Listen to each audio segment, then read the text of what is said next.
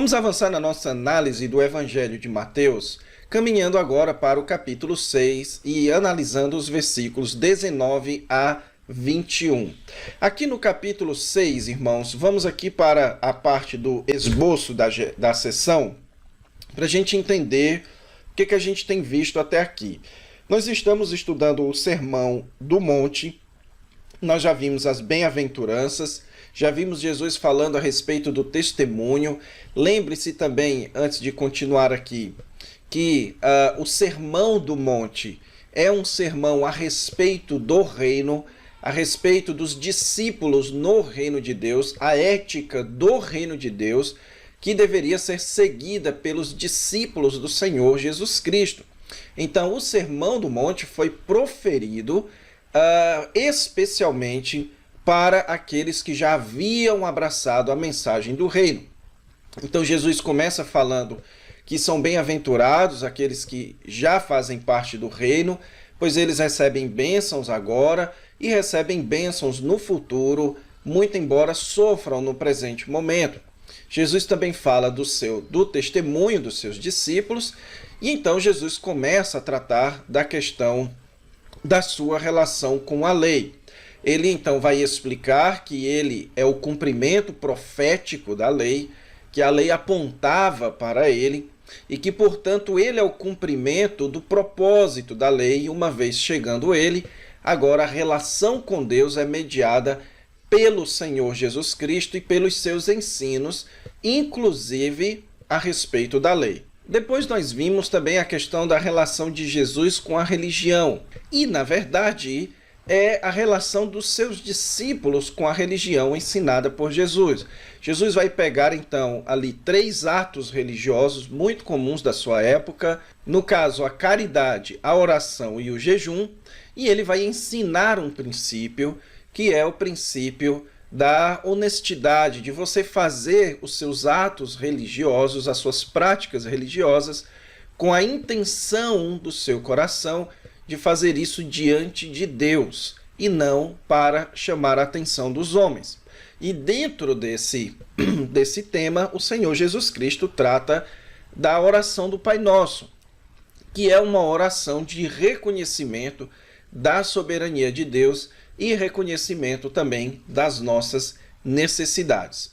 A partir de agora, a partir do versículo 19 até o versículo 34 do capítulo 6, o Senhor Jesus Cristo continua falando com os seus discípulos, continua falando da ética do reino de Deus, só que agora o Senhor Jesus Cristo vai ensinar aos seus discípulos 2 valores fundamentais do reino de Deus, que são a lealdade e a confiança. Então, Jesus vai tratar desses 2 aspectos da ética do reino de Deus. O aspecto da lealdade, de ter um coração leal ao reino de Deus, e o da confiança, que é o de ter um coração confiante em Deus e na propagação do seu reino e da sua justiça, certo? Então, nessa aula, eu quero estudar com vocês esse primeiro valor que o Senhor Jesus Cristo vai ensinar do reino de Deus, que é o valor da lealdade. E o Senhor Jesus Cristo trata a respeito deste valor utilizando 3 metáforas. Eu estou seguindo aqui o que Carson propõe no seu comentário, onde ele vai abordar 3 metáforas que o Senhor utiliza para descrever a lealdade esperada por aquele que faz parte do reino de Deus.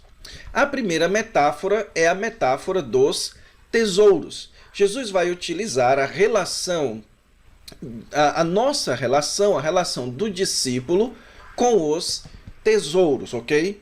E é importante que a gente entenda, certo, irmãos, que tesouros aqui são caixas de riquezas. Então, um tesouro é algo que traz riqueza. É algo que você guarda porque aquilo tem um certo valor. Então, um tesouro é uma espécie de caixa onde você guarda aquilo que tem muito valor, inclusive dinheiro, ok? E o Senhor Jesus Cristo começa dizendo então o seguinte sobre os tesouros: não acumuleis para vós tesouros, ok? Então, essa expressão aqui, não acumuleis, ela, no seu teor da língua original do Novo Testamento, que é o grego, ela tem a ideia aqui de parem de acumular, ok? É essa a ideia aqui. Como se Jesus estivesse dizendo que eles deveriam parar com essa tendência, com essa inclinação natural deste mundo de viver para acumular bens, para acumular tesouros, para acumular coisas valiosas aqui na terra. Então é interessante o contraste que o Senhor Jesus Cristo vai fazer entre não acumuleis e depois ele diz mais ajuntai. Então ele diz tesouros e depois ele menciona tesouros novamente. E o terceiro contraste aqui é entre sobre a terra e então no céu. Então Jesus está falando de não acumular tesouros sobre a terra. E a ideia de acumular tesouros sobre a terra é você acumular os tesouros aqui deste mundo. Aqui Jesus está falando a respeito de bens que se conquistam apenas neste mundo, que os resultados colhidos por estes bens são resultados colhidos unicamente neste mundo, ok? Jesus vai fazer o contraste entre aqueles bens que você acumula e que os resultados deles são colhidos neste mundo e aqueles bens que você acumula e que os seus resultados são colhidos no céu, ou no caso, na esfera divina. São colhidos onde Deus habita, ou, mais propriamente, naquele estado final do reino de Deus, que é o reino que vem, que o Senhor Jesus Cristo mandou a gente orar, ok? Então, nós não podemos ter uma vida, Jesus está dizendo, que a nossa visão seja restrita a acumular bens apenas nesta vida. Mas o Senhor Jesus Cristo está falando de acumular bens no céu, porque estes bens que nós acumulamos no céu, eles serão desfrutados no futuro, no reino de Deus, ok? E é exatamente por isso que Jesus faz mais um contraste aqui entre os bens que são corrosivos e os bens que não são corrosivos. Ele menciona aqui a traça, certo?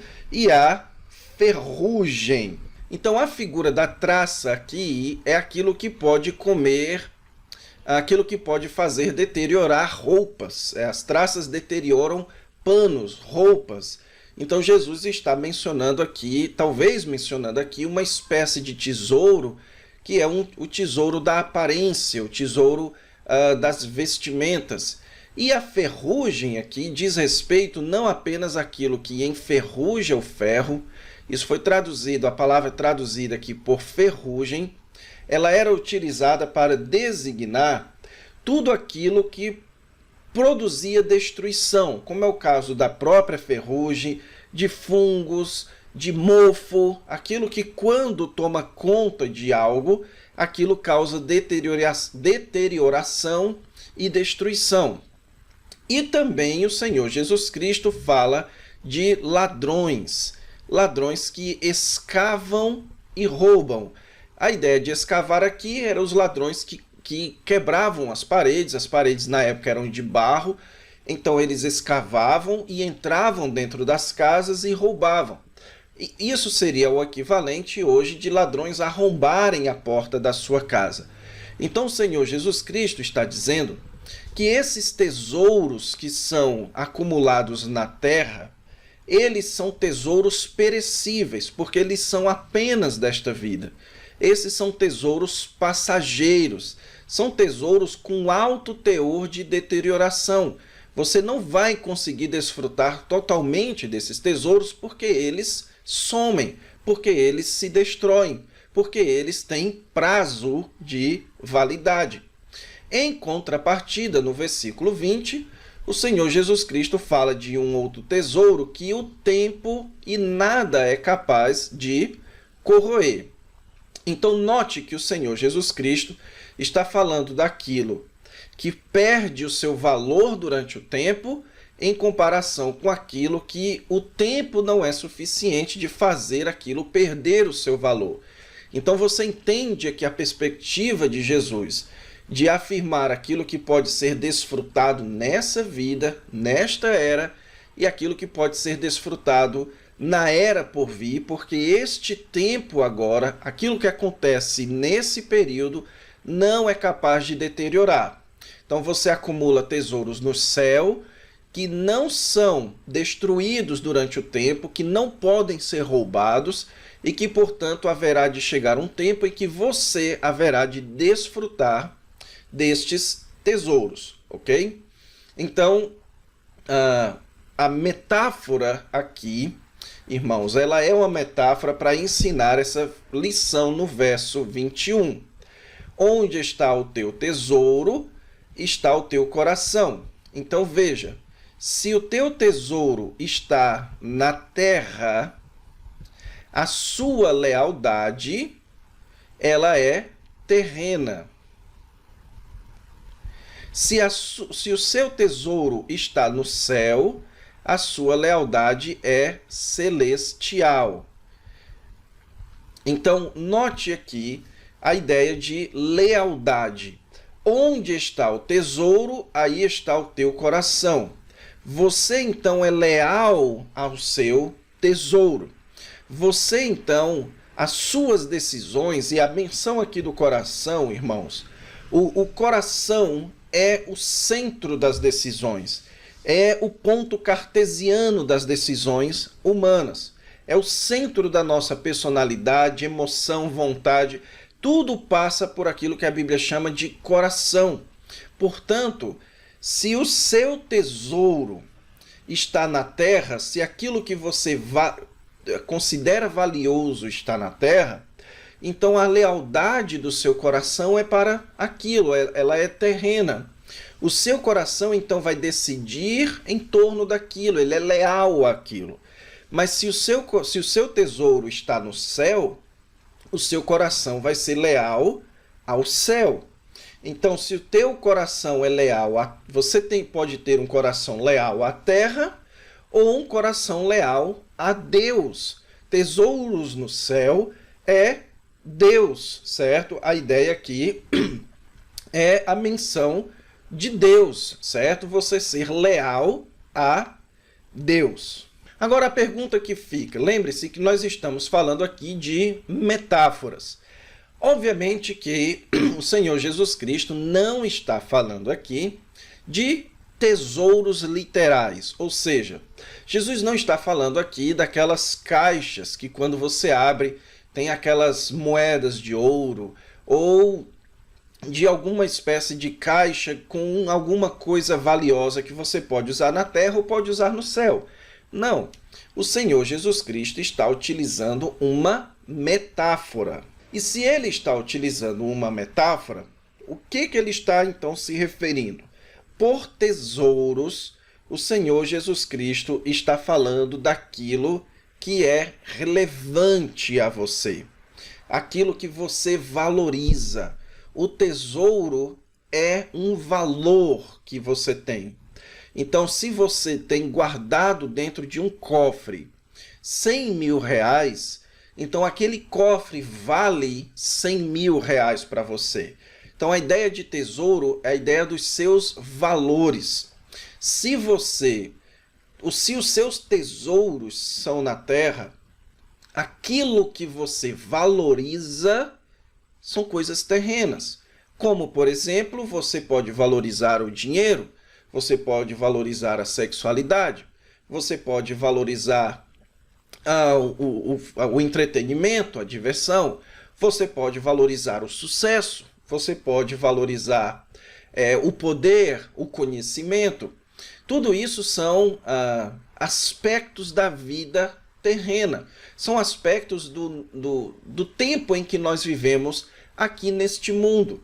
Então o Senhor Jesus Cristo está dizendo que tudo aquilo que faz parte da existência terrena e que você valoriza, isso é passageiro, e que os seus discípulos não devem acumular esses bens, que os seus discípulos não devem valorizar, não devem ter como maior valor de suas vidas aquilo que faz parte apenas desta vida. Agora, Jesus fala de tesouros no céu. E Carson menciona, irmãos, que a ideia de tesouros no céu, na literatura judaica, eram bens que você acumula no céu como resultado de ações que você faz na terra. O apóstolo Paulo menciona, por exemplo, em Filipenses capítulo 4, de Deus recebendo uma espécie como se nós estivéssemos ganhando crédito com Deus. Que as nossas ações aqui geram uma espécie de crédito, de benevolência da parte de Deus. Então, a ideia de tesouros no céu é de bens que você vai acumulando como resultado de ações que você faz nessa vida e que produzem, então, estes bens celestiais. E você pode utilizar como exemplo o perdão, sofrimento por Cristo, a evangelização. Você pode citar aqui aquilo que a palavra de Deus diz que traz para nós recompensas celestiais. Aquilo que é falado, por exemplo, lá nas bem-aventuranças. Bem-aventurados que choram, porque serão consolados. Então, aqueles que choram, eles recebem o consolo, eles entesouram o consolo no céu para ser desfrutado no futuro. Bem-aventurados sois quando vos injuriarem, vos perseguirem, porque é grande o vosso galardão nos céus. Então, quando você sofre por Jesus, você acumula bênçãos celestiais que serão desfrutadas no futuro, quando o Messias vier estabelecer o seu reino plenamente. Então, essa é a ideia aqui, de você valorizar, de você ter como maior valor de sua vida aquilo que produz bênçãos celestiais. E o Senhor Jesus, então, está ensinando que o nosso coração é movido pelos nossos valores. Se você valoriza muito ganhar dinheiro, o seu coração vai tomar decisões, ou você vai tomar, mas o seu coração vai tomar decisões que conduzem você nessa direção. Se você tem como muito valor, se você valoriza demais o sucesso, o seu coração vai inclinar, você será inclinado a conseguir o sucesso. Isso é lealdade. Você sempre será leal aos seus valores. Por isso, então, que o Senhor Jesus Cristo está dizendo: valorizem aquilo que produz bênçãos celestiais. Porque se o seu valor é celestial, o seu coração tomará decisões nesse sentido. Se você valoriza, por exemplo, o sofrimento por Cristo, o seu coração será inclinado a sofrer por Cristo. Se você valoriza a oração, o seu coração será inclinado para a oração. Você tomará decisões voltadas para a oração. Se você valoriza o perdão de pecados, perdoar os outros, assim como Deus tem perdoado você, então o seu coração vai perdoar os outros. Isso tem uma lição muito forte em nossas vidas, irmãos. É que a gente, com esse texto, então pode perceber que a situação é um pouco preto no branco mesmo. Ou seja, que se você não tem praticado estes atos celestiais, é porque você não valoriza. Se você não tem um ato contínuo, uma busca contínua em oração, é porque você não valoriza. Se você não tem a prática de ter comunhão com os seus irmãos, é porque você não valoriza. Se você não tem a prática de adoração em comunidade junto com a igreja, é porque você não valoriza. Por quê? Porque as nossas decisões são movidas pelos valores que nós temos. Se os nossos valores, se aquilo que nós valorizamos é aquilo que é puramente terreno, as nossas decisões serão voltadas para isso. Mas se você então não valoriza a adoração, não valoriza a meditação na palavra, não valoriza a oração, se você não valoriza o ensino e aprendizado da palavra de Deus, se você não valoriza a pregação aos perdidos, o perdão dos pecados, a caridade, o jejum, se você não valoriza estes aspectos, você não vai decidir em relação ou em direção a estes aspectos. É isso que o Senhor Jesus está dizendo aqui, que a nossa lealdade ao reino é movido pelos nossos valores. Você quer ser leal ao reino de Deus, então valorize o reino de Deus. Você quer ser leal ao Senhor Jesus Cristo, então considere Cristo, seu rei, como um supremo valor, ok? Então é isso, irmãos. Na próxima aula, a gente então parte para a segunda metáfora, que é a metáfora da lâmpada, o olho como lâmpada, e a gente também já pode entrar na terceira e última metáfora, que é a metáfora da escravidão. Então fique com Deus e até a próxima aula.